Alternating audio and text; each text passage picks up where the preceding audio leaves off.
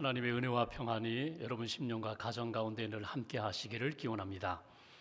밥 쇼그린과 제럴드 로빈슨 두 사람이 지은 책이 있습니다.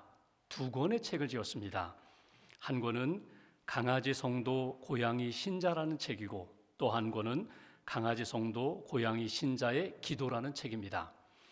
저자는 개와 고양이를 자세히 관찰한 다음에 우리 신앙생활이 개의 성향으로 또는 고양이의 성향으로 나타날 수 있다는 것입니다. 어떻게 하면 우리가 하나님과 올바른 관계를 맺고 건강하고 아름다운 신앙인으로 살아갈 수가 있을까?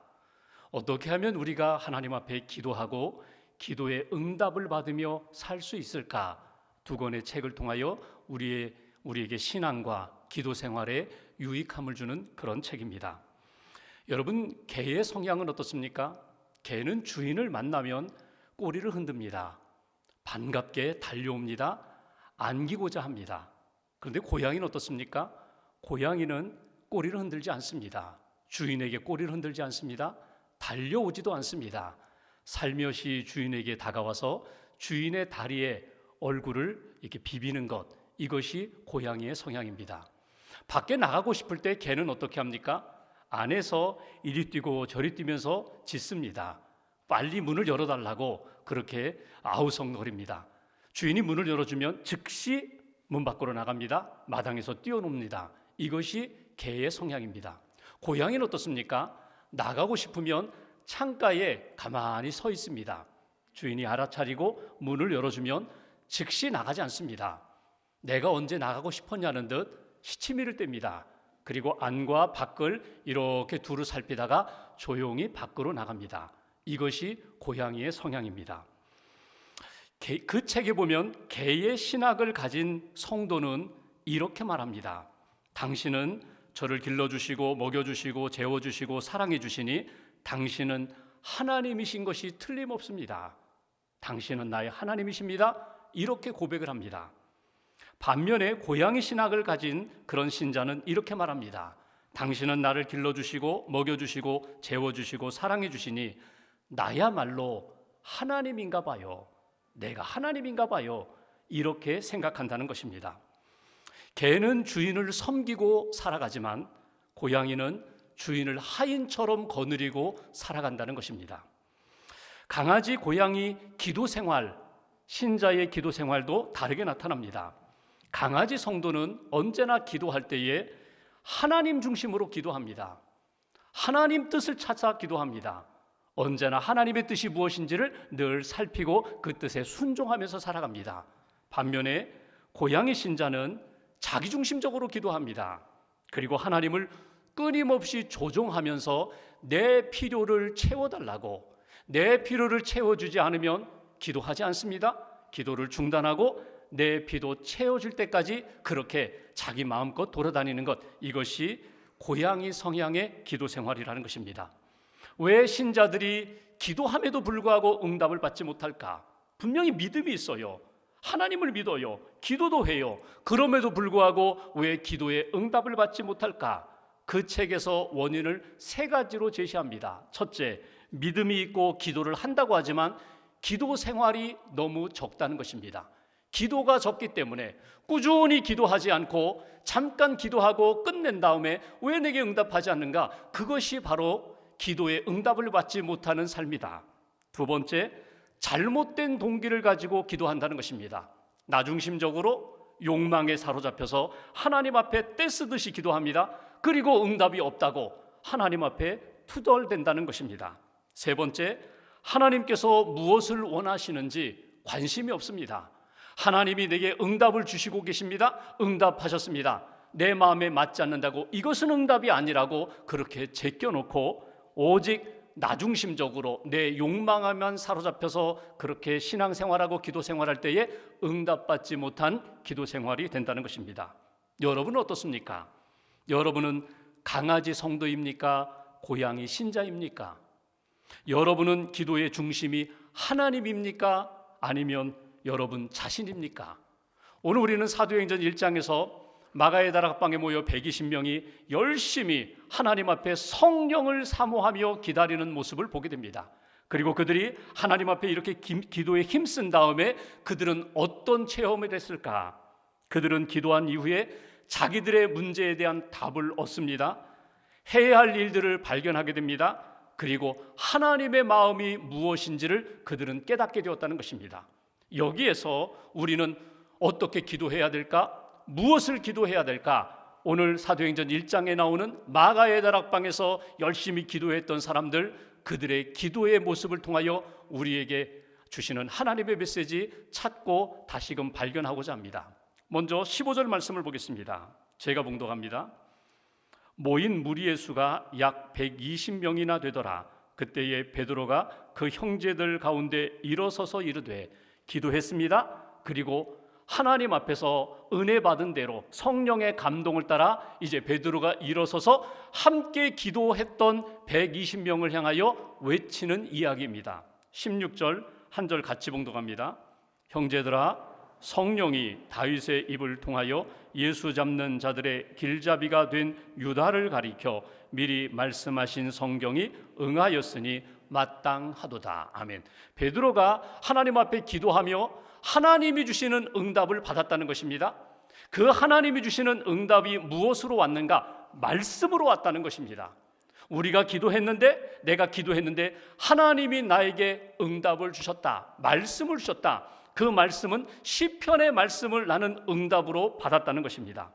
여러분, 120명이 마가의 다락방에 모여 기도하는 가운데 그 마음 가운데 제일 불편한 것이 무엇이었을까요? 고민이 무엇이었을까요?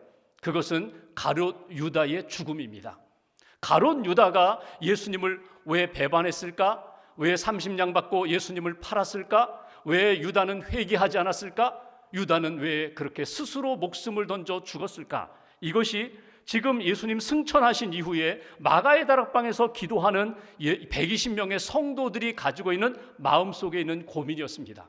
베드로도 그 고민을 가지고 하나님 앞에 기도했다는 거예요. 그렇게 기도했더니 하나님이 나에게 말씀으로 응답을 주셨다. 시편으로 내 기도에 해답을 주셨다. 해석해 주셨다. 이것이 오늘 베드로의 고백입니다. 16절부터 22절까지 베드로가 쭉 이야기하는 내용이 나옵니다. 특별히 18절 19절에는 괄호로 처리가 되어 있어요. 이건 베드로의 이야기가 아니라 사도행전을 기록한 누가가 보충 설명한 내용이에요. 가룟 유다가 이렇게 마지막 비참하게 죽었다는 거예요. 그 이야기를 쭉 나누면서 오늘 베드로가 하나님으로부터 받은 은혜, 받은 말씀이 무엇인가? 20절 말씀 보실까요? 20절 베드로가 하나님 앞에 기도할 때 받은 말씀, 시편에 기록하였으되 그의 거처를 황폐하게 하시며 거기 거하는 자가 없게 하소서 하였고 또 일렀으되 그의 직분을 타인이 취하게 하소서 하였도다. 하나님이 시편 69편 109편의 말씀으로 내게 응답해 주셨습니다. 여러분, 이 얘기 뭐예요? 베드로가 가룟 유다 사건에 대하여 하나님 앞에 기도했을 때 하나님이 유다는 이미 구약 다윗의 시편 속에 있는 말씀대로 그의 마지막이 어떻게 될 것을 성경이 기록하였고 그 성경대로 응하였도다. 그 예언의 말씀대로 유다는 자기의 길을 가게 되었다. 그래서 25절에 보시면 유다는 이 직무를 버리고 제 곳으로 갔나이다. 유다는 자기의 길을 가게 됐다는 거예요. 유다가 간 그 길에 대하여 너희들 하나님이 이미 예고한 대로 말씀 주신 대로 그렇게 응하였다. 이 말씀을 베드로가 받았고 베드로가 오늘 함께 기도했던 사람들에게 이렇게 나누는 것을 우리가 본문에서 보게 됩니다. 여기서 우리에게 주시는 첫 번째 메시지가 있어요. 베드로가 기도하는 가운데 그가 받았던 응답은 무엇입니까? 말씀으로 응답을 주셨다는 거예요. 하나님의 말씀으로 응답을 주셔서 고민과 이 문제에 대하여 하나님이 해결해 주셨는데 그것을 나누는 그 모습을 보면서 오늘 우리가 하나님 앞에 기도할 때 꼭 붙들어야 할 기도 제목이 하나 있어요. 주님, 제가 기도할 때에 주의 말씀을 보이시옵소서. 주님, 제가 기도할 때 주님의 말씀으로 응답해 주시옵소서. 이 문제에 대하여, 내가 겪고 있는 사건에 대하여, 내가 과거에 겪고 지금도 내 마음 가운데 평안이 없사온데 하나님 이 문제에 대하여 말씀으로 치료하시고 말씀으로 해석해 주시고 말씀으로 평안을 회복시켜 달라고, 이것이 우리가 하나님 앞에 기도할 제목입니다. 여러분, 가룟 유다의 이 사건은 그 초대교회 성도들과 제자들 사이에는 큰 아픔의 사건이었어요. 충격의 사건이었어요. 너무나 수치스럽고 안타까운 사건이었어요. 왜 유다가 이렇게 되었을까? 그 유다에 대하여 인간적으로 해석할 방법이 없어요. 세상적으로 그것을 해결할 길이 없어요. 그런데 베드로가 그렇게 말씀으로 해석하게 된 것은 아마도 베드로가 하나님 앞에 기도하는 가운데 구약에 나타난 사건 가운데 예수님과 가룟 유다의 이 관계가 구약에는 어디에 나타날까? 아마도 묵상하면서 기도했을 것입니다. 그때 그의 마음속에 하나님이 가르쳐 주신 것은 다윗 왕과 다윗 왕의 신하들 가운데, 친한 친구들 가운데 마지막에는 배신하고 다윗에게 아픔을 준 사건을 그는 떠올렸을 것입니다. 구약에 나오는 시편 41편 9절에 보면은 다윗은 이런 고백을 합니다. 내가 신뢰하여 내 떡을 나눠 먹던 나의 가까운 친구도 나를 대적하여 그의 발꿈치를 들었나이다. 나의 사랑하는 친구도 결국은 나를 배신하고 떠났다는 거예요. 다윗과 그의 사랑하는 친구와의 관계를 예수님과 가룟 유다의 관계로 이렇게 연결하면서 하나님께서 이 가룟 유다의 인생 가운데 하신 모든 일들은 이미 구약의 다윗 사건을 통해서 이미 예고된 사건입니다. 유다가 자기 길로 가게 된 것, 그것도 말씀대로 응한 것이고 마지막에 비참하게 죽게 된 것, 이 모든 것으로 인하여 하나님의 말씀이 응하여졌다는 것을 제가 받아들입니다. 이것이 다윗의 고백이었습니다. 그러니까 오늘 베드로의 이 고백, 베드로가 마음으로 받아들이면서 하나님, 이 문제에 대해서 우리 공동체가 더 이상 어두워지지 않게 해주세요. 이것으로 인하여 고민과 깊은 신음에 빠지지 않게 해주세요. 하나님, 여기서 빨리 잊어버리고 하나님의 말씀이 응하여졌다는 이 말씀 붙잡고 다시금 빛 가운데 나가게 해주세요. 미래를 향하여 나가게 해주세요. 하나님이 기뻐하시는 뜻대로 살게 해주세요. 이것이 오늘 베드로의 고백이었다는 거예요. 여러분, 우리가 인생을 살아가면서 뜻하지 않은 어려움을 만날 때가 있어요. 섭섭한 일을 당할 때가 있어요. 배신당할 때가 있어요. 과거의 사건 때문에 지금도 신음 가운데 살아갈 때가 있어요. 우리는 이 문제를 내 힘으로 세상의 방법으로 찾아보고 해결해 보려고 하지만 풀리지가 않아요. 여러분, 이 문제를 안고 있을 때 어떻게 하시라고요? 하나님 앞에 기도하시라는 거예요. 성경을 읽으면서 기도하시라는 거예요. 기도하면서 하나님의 말씀을 묵상하시라는 거예요.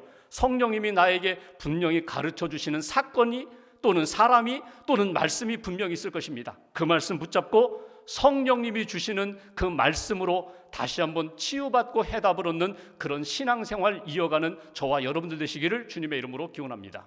존 웨슬리 목사님이 이런 이야기를 합니다. 성도들이요, 어떤 큰 일을 시작하기 전에 기도하십시오. 기도할 때 하나님의 말씀을 사모하며 기도하십시오. 말씀을 주세요. 성경 몇 장 몇 절이 내가 지금 하고자 하는 일에 대하여 하나님이 나에게 주신 말씀인지 그 말씀을 주세요. 그 말씀을 붙잡고 기도하며 하나님 앞에서 결단하라는 거예요. 말씀이 임하지 않으면 시작하지 말라는 거예요. 평안이 임하지 않으면 시작하지 말라는 거예요. 또 하나, 우리 안고 있는 사건이 있어요. 과거에 아픔의 일들이 있어요. 하나님 앞에 기도할 때 성령님을 사모하면 분명히 하나님이 말씀으로 우리에게 응답해 주실 텐데 그 말씀으로 치유받으라는 거예요. 그 말씀으로 힘을 얻으라는 거예요. 그 말씀으로 하나님이 기뻐하시는 길을 걸어가라. 말씀 붙잡고 기도하고 말씀 붙잡고 인생의 모든 문제를 해결함 받으면서 사는 그런 성도가 되어라. 오늘 베드로가 기도하면서 하나님이 말씀으로 응답해 주셨던 것처럼 여러분들 하나님의 말씀 보이시옵소서, 내게 주시옵소서, 말씀으로 들려주시옵소서, 기도하며 말씀으로 해답을 얻는 저와 여러분들 되시기를 주님의 이름으로 기원합니다. 또 하나 21절 말씀 보실까요? 제가 봉독합니다. 이러함으로 요한의 세례로부터 우리 가운데서 올려져 가신 날까지, 예수님 승천하시는 날까지 주 예수께서 우리 가운데 출입하실 때에 22절 같이 봉독합니다.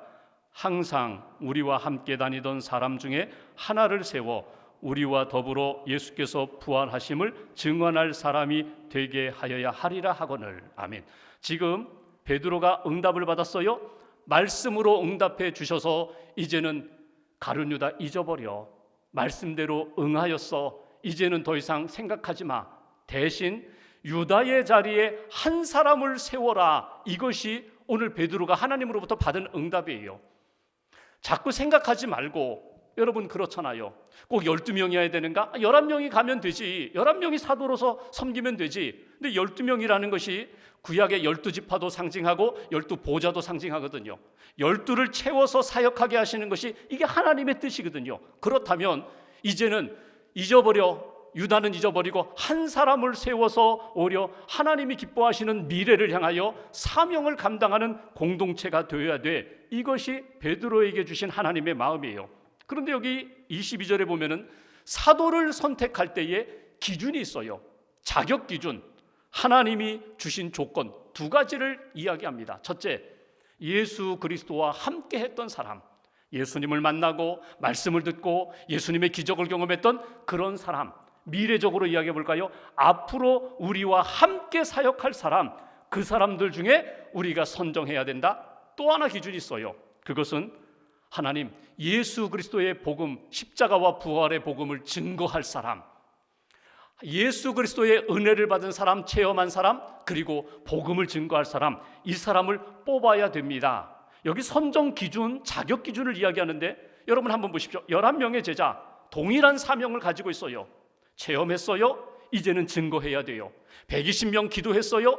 체험했어요. 성령을 의지하여 나아가 예수 그리스도의 십자가의 부활의 복음을 증거해야 할 사명을 다시 한번 확인하는 것이 오늘 본문의 내용입니다. 여기서 우리가 기도할 때마다 꼭 기억할, 하나님 앞에 간구할 제목이 또 하나 있어요. 주님께서 내게 주신 사명을 보이시옵소서. 다시 한번 주님이 내게 주신 사명대로 내가 잘 감당할 수 있도록 보여주세요. 가르쳐 주세요. 깨닫게 해주세요. 여러분 한번 과거에 성령을 체험하고 예수 그리스도의 은혜를 체험한 것으로 끝나는 것이 아니라 끊임없이 기도로, 말씀으로, 성령으로 체험하며 하나님이 나와 함께 하시고 내게 주신 사명이라는 것을 잊지 않을 수 있도록 그렇게 체험을 하면서 신앙생활하는 것, 이게 필요하다는 거예요. 또 하나, 하나님이 나를 부르셨는데 나만 부르신 것이 아니라 여기 함께 있는 사명을 받은 사람들과 함께 사역해야 한다는 것을 잊어버리지 않게 해주세요. 오늘 여기 22절에 보면은 중요한 구절이 하나 나와요. 중반부에 보면 우리와 더불어라는 표현입니다. 또 하나, 부활하심을 증언할 사람. 우리와 더불어라는 것이 무엇입니까? 독불장군이 아니라는 거예요. 잘난 사람 한 사람 뽑아서 그 사람이 주의 복음 사역에 쓰임받는 사명을 감당하는 한 사람을 뽑는 것이 아니라 그 사람이 뽑힌 이후에 우리 모두가 다 주의 사명을 감당할 수 있는 사명 공동체가 되게 해주세요. 소프라노, 엘토, 솔리스트 뽑는 이야기가 아닙니다. 합창 단원으로서 하나님의 복음을 힘껏 찬양할 수 있는 합창 단원이 되게 해주세요. 여러분 신앙생활하다 보면은 자기가 가지고 있는 은사가 있고 성향이 있어요. 여러분 어떤 분은요 늘 조용해요. 늘 낮은 힘이에요. 늘 소리 높이지 않아요. 그래서 도 소리만 내며 사는 사람이 있어요. 그러면 그 사람을 바라볼 때 너도 도냐? 그럼 나도 도다 해서 같이 그냥 도만 맞춰서 살겠다. 도도한 무리가 되는 거잖아요. 그냥 도 하면서.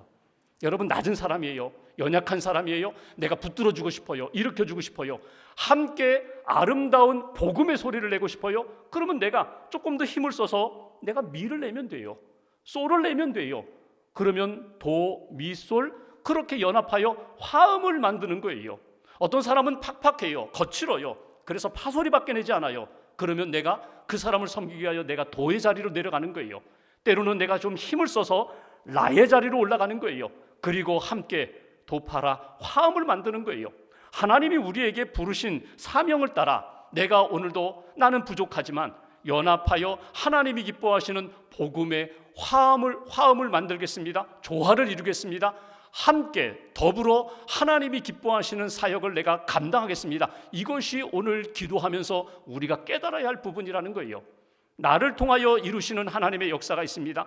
나와 함께하는 사람, 내게 주신 사람, 함께하는 사람들과 연합하여 이루시는 복음의 사명이 있다는 것을 잊어버리지 말아라. 그래서 기도하는 거예요. 하나님, 오늘 내가 누구를 만날지요? 하나님, 내가 오늘 어디로 가야 할지요? 하나님, 내가 그곳에 가서 내가 어떤 복음의 메시지를 전해야 하는지요? 말씀을 주세요. 성령의 은혜를 주세요. 지혜를 주세요. 힘을 주세요. 감당하게 해주세요. 기도하며 나아갈 때 오늘 이 하나님께서 부르신 사람들을 통하여 사명을 이루게 하셨던 것처럼 그런 사명 공동체로 쓰임받는 그런 인생이 되어야 한다. 이것이 오늘 말씀을 통하여 우리가 다시 한번 붙들어야 할 메시지고요. 마지막 한 가지 23절 말씀 보실까요? 제가 23절 보겠습니다. 그들이 두 사람을 내세웠다.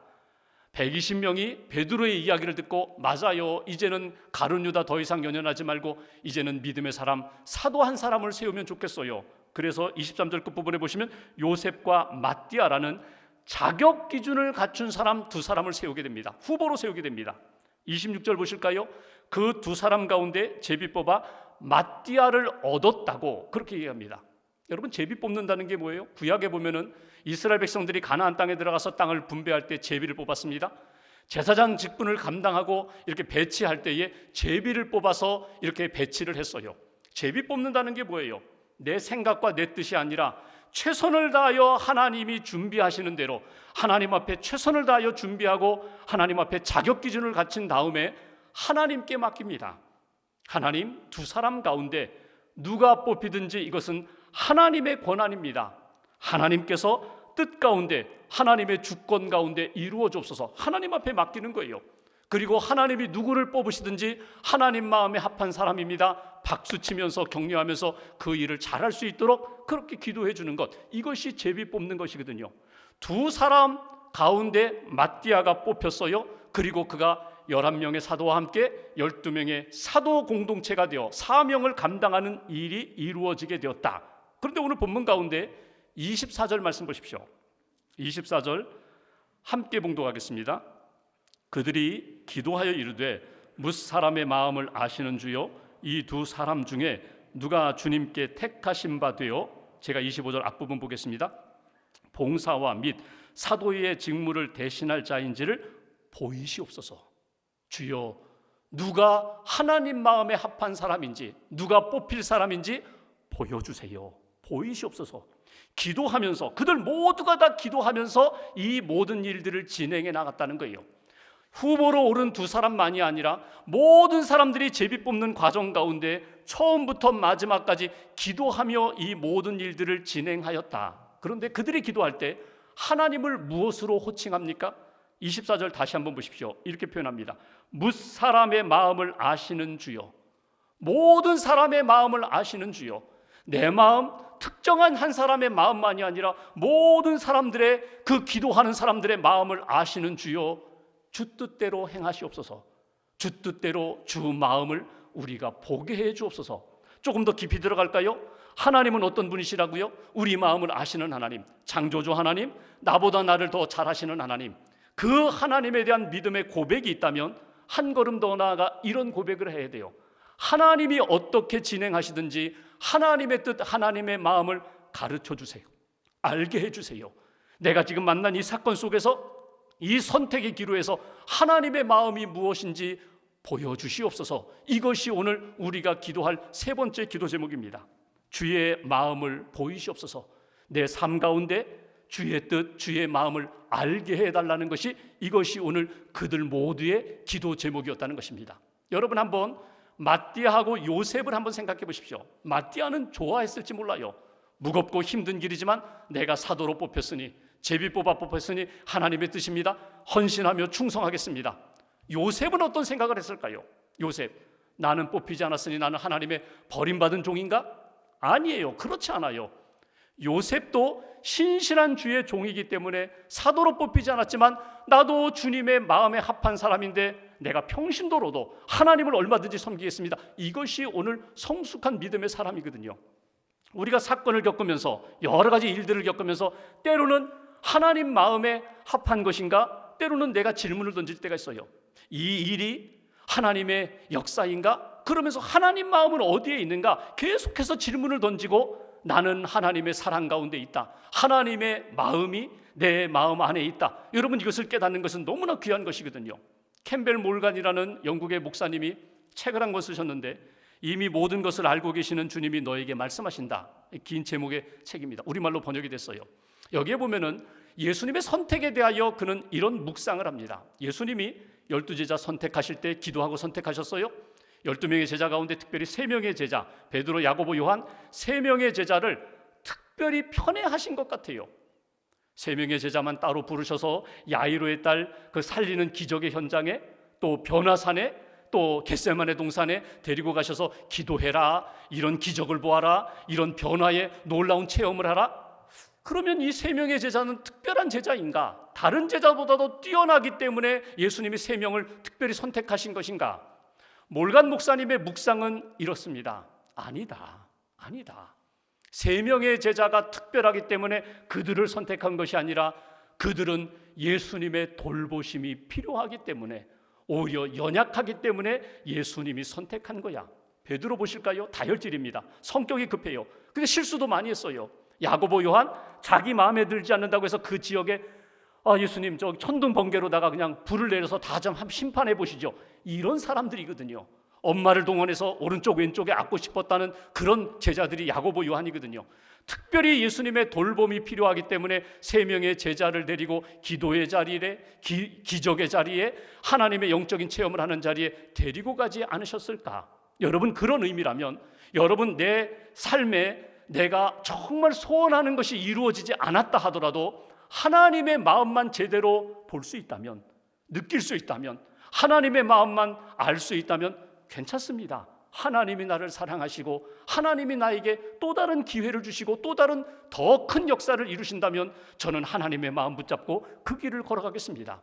마띠아 하나님 앞에서 선발됐어요. 요셉 선발되지 못했다고 해서 낙심하는 것이 아니라 주님, 저는 하나님이 또다시 새로운 역사를 위하여 나를 준비하실 것을 믿고 기다리겠습니다. 헌신하겠습니다. 이것이 하나님이 기뻐하시는 성도의 모습이라고. 한 소녀가 있었습니다. 16살 때 엄마 아빠와 함께 캐나다 토론토로 이민을 갔어요. 가보니까 영어도 안 돼요. 문화도 달라요. 학교 생활 너무나 힘들어요. 집에서 도둑이 들어와가지고 집에 물건 가져갔어요. 또 아버지가 하는 가게에 강도가 들어와서 다 훔쳐갔어요. 집에 불도 났어요. 1년 동안의 삶이 너무너무 힘들었어요. 그때마다 아버지는 이렇게 얘기하십니다. 기도하자. 하나님의 말씀 붙잡고 큐티하자. 마음에 들지 않아요. 아빠의 신앙생활이 마음에 들지 않아요.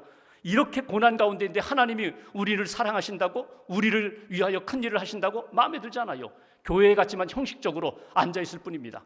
어려우니까 아르바이트를 하는데 액세서리 가게에서 마음에 드니까 갖고 싶으니까 돈은 없고 하나씩 두 개씩 주머니에 넣다가 나중에는 걸렸어요. 경찰서에 가서 조사도 받았어요. 미성년자이기 때문에 풀려나기는 했지만 자기 인생이 완전히 바닥을 쳤어요. 무너졌어요. 그런데 엄마 아빠 따라 어느 날 교회에 와서 집회에 참여했는데 그 오신 강사 목사님이 이런 이야기를 하는 거예요. 믿음의 시선을 가지십시오. 세상을 바라보고 욕망을 따라가는 인생이 되지 말고 믿음의 시선을 가지고 하나님을 바라보고 하나님의 마음을 품으십시오. 그리고 하나님의 마음을 품고 주의 길을 걸어가십시오. 진리의 길을 걸어가십시오. 생명의 길을 걸어가십시오. 이 이야기가 자기에게 주시는 말씀이었어요. 어린 소녀의 마음 가운데 욕망을 따라 사는 인생이 아니라 말씀을 따라 사는 인생이 되겠노라고, 예수님이 기뻐하시는 주의 길을 걷겠노라고 다짐하고 또 다짐하면서 그의 심령이, 삶이 이렇게 변화되었다는 거예요. 여러분, 오늘 가룟 유다를 보실까요? 자기의 길을 걸어가는 인생입니다. 자기 꿈을 향하여 걸어가는 인생이에요. 그 마지막이 어떻게 되었는가? 여러분, 제자들을 보십시오. 주의 길을 걸어가면은 지금은 너무나 답답하고 힘들고 어렵지만, 좁은 길이지만 생명길이라는 것을 여러분 잊지 마세요. 여러분, 오늘 기도하시면서 하나님, 오늘도 이 마음 가운데, 기도하는 가운데 말씀을 주세요. 사명을 다시 한번 확인시켜 주세요. 그리고 주님의 마음을 품게 해주세요. 그리고 주의 길을 걷게 해주세요. 주님 부르시는 날까지 주의 길을 담대히 걸어가는 하나님의 사람 되게 해달라고 다시 한번 고백하시고 다짐하시면서 오늘 사도행전 1장을 통하여 기도하는 사람들에게 주신 하나님의 응답을 얻고 그 믿음으로 한 주간 동안 승리하는 저와 여러분들 되시기를 주님의 이름으로 기원합니다. 기도하겠습니다.